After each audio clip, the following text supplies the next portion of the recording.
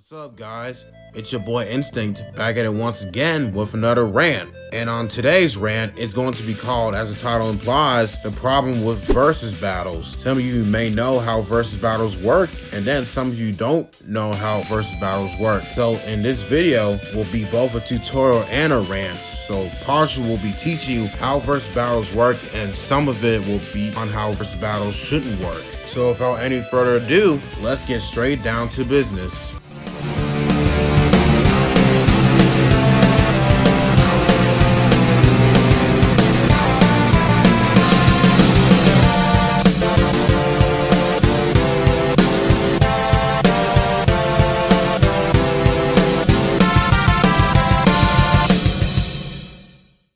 Now, the first thing we will be going over is how versus battles work. 1. You need to know about your character's attack potency and durability. Number 2. The speed. 3. How smart your character is, or just say intelligent. Number 4.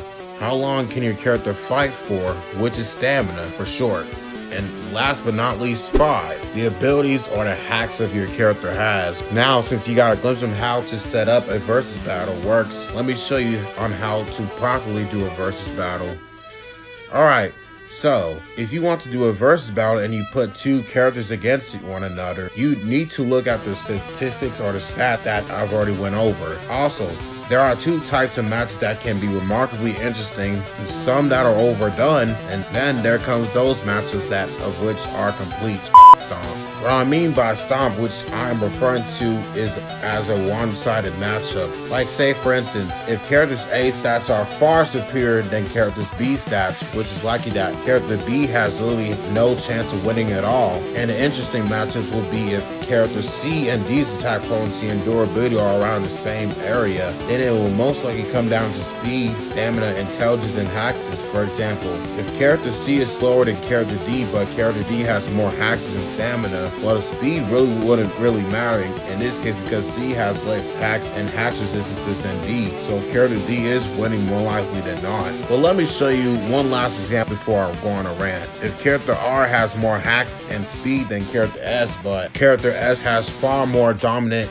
in attack potency and durability, and if the hacks cannot affect his tier, then character S wins likely more often than not. Since I told you guys on how versus battles work, now let's right into the rant now, shall we? The first part of this rant I'm going to be covering is when your favorite character or OC loses, is where all the fanboys and stans, etc. get berserk. What I'm referring to is the ones that are in the YouTube comment sections talking loads of shit, and most of their arguments don't even make sense at all. You will get the typical, well, even if he or she is stronger and faster, but he cannot resist them, or the person can't speed blitz in character, well, you would have to prove that they can't blitz in character. And even if you want to say that they can't blitz, what is his hacks going to do to someone who has far superior AP and durability feats than that character? Unless you can prove or provide that this character's hacks can affect that level of tier, other than that, you will be committing a no limits fallacy. And the meaning of what a no limits fallacy is when someone states that because something has not demonstrated any limits or certain limits at all, then it has none, or basically the only ones that are demonstrated. I'll give you an example as to what a no limits fallacy is. So character A has a statement for his plot hacks have no certain limits, right? And all we see is that hacks can affect someone who is on a universal tier